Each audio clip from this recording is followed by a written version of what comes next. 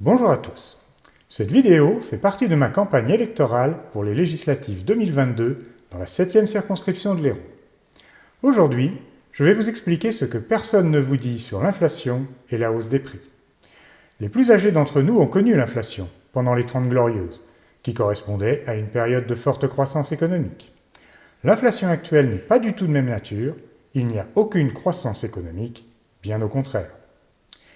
Vous vous doutez bien que cette inflation va vous appauvrir. Vous ne croyez plus Bruno Le Maire quand il dit que la France va bien. Vous savez que l'avenir s'annonce très mal pour votre pouvoir d'achat. Dans cette vidéo, je vais vous expliquer pourquoi il y a de l'inflation, une hausse générale des prix et quel est le plan de nos dirigeants. Parce que oui, ils ont un plan. Et non, cette inflation et cette hausse générale des prix n'est pas un fléau qui s'abat sur nous comme le ferait une catastrophe naturelle. Ça n'a rien d'aléatoire, ça fait partie de leur plan. Je vais donc vous dire quel est ce plan, pourquoi et comment nos dirigeants ont créé cette situation et quel est leur but inavouable. Je vais donc aussi vous parler de l'euro, de la dette de l'État, du Great Reset et de la théorie monétaire moderne. Parce que c'est en rassemblant tous ces éléments que tout devient clair. Commençons par l'inflation et la hausse des prix. La plupart des gens pensent que c'est la même chose, mais en fait ce n'est pas le cas. Il y a bien un lien étroit entre les deux, mais ce sont deux phénomènes différents. L'inflation est un phénomène purement monétaire. C'est l'augmentation de la quantité de monnaie en circulation. En théorie, quand il y a inflation de la quantité d'euros sans augmentation du nombre de produits à échanger, il y a une hausse des prix. Mais quand il y a une inflation qui accompagne la croissance, il n'y a pas de hausse des prix. La hausse des prix peut avoir plusieurs causes. Une pénurie, par exemple. Les prix étant fixés par la loi de l'offre et de la demande, si un produit vient à manquer, son prix va augmenter. Par exemple, une mauvaise récolte de blé va faire augmenter le prix du pain, mais pas celui de l'essence. Il y a des causes diverses pour une augmentation du prix d'un produit isolé, mais une hausse des prix générale est toujours liée à l'inflation monétaire. Depuis la crise financière mondiale de 2008, on a eu une inflation monétaire considérable. La quantité d'euros en circulation a plus que doublé, mais les prix n'ont pas doublé. En théorie, ils auraient dû le faire, mais ça n'a pas été le cas. Pourquoi ? Tout simplement parce que les euros créés ne sont pas allés dans l'économie réelle. Ils sont restés dans le circuit de la haute finance, planqués dans des paradis fiscaux, des grandes multinationales comme les fonds de pension ou les banques d'affaires. Cette inflation n'a donc pas entraîné de hausse des prix, mais une hausse de la bourse, de l'immobilier et de la fortune des milliardaires. Seulement voilà, après 14 ans de confinement, ces euros planqués hors de l'économie réelle commencent à fuiter. Et cela provoque une hausse généralisée des prix. S'ils fuitaient tous les prix actuels pourraient doubler demain. Ça viendra petit à petit. On ne réduira pas la quantité d'euros en circulation. L'inflation va continuer. D'une part, parce que la politique de la BCE et la nature même de l'euro l'exigent, mais en plus, à chaque nouvelle crise, ils accélèrent la création monétaire. Le conflit entre la Russie et l'Ukraine fait partie de ces crises où l'inflation monétaire accélère un grand coup. Et cette inflation est directement corrélée à l'augmentation de la dette des États de la zone euro, la France en tête, parce que l'euro est de l'argent dette. Je l'ai expliqué dans une vidéo intitulée « La dette de l'État, une catastrophe ». Je mets le lien en description et il apparaît à l'écran. Vous verrez qu'une bonne partie de la dette de l'État français n'est pas une vraie dette, mais c'est de la planche à billets. On vous fait croire que c'est de la dette pour des raisons de manipulation psychologique par la peur. Je n'ai pas le temps de l'expliquer ici, il faudra une vidéo entière juste pour traiter ce sujet. Mais vous trouverez des éléments dans mes précédentes vidéos.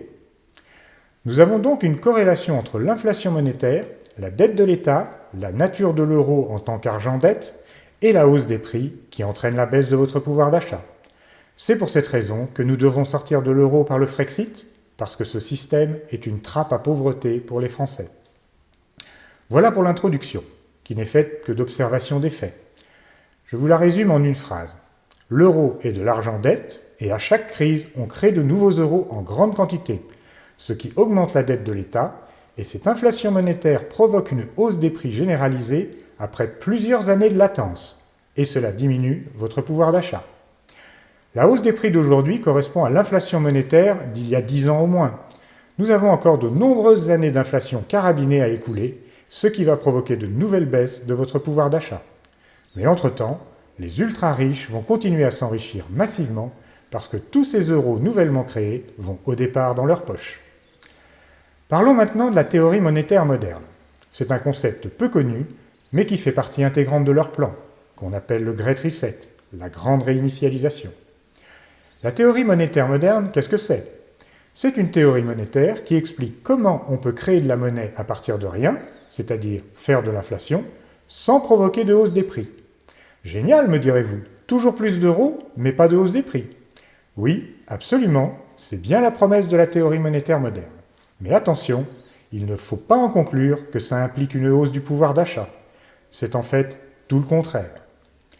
La théorie monétaire moderne explique comment on évite la hausse des prix. Les prix étant fixés par la loi de l'offre et de la demande, si on diminue la demande quand l'offre diminue, les prix n'augmenteront pas. Et pour diminuer la demande, il faut que les gens n'aient plus les moyens d'acheter en grande quantité. Comme les plus pauvres n'achètent pas beaucoup de toute façon, il faut que la classe moyenne achète moins.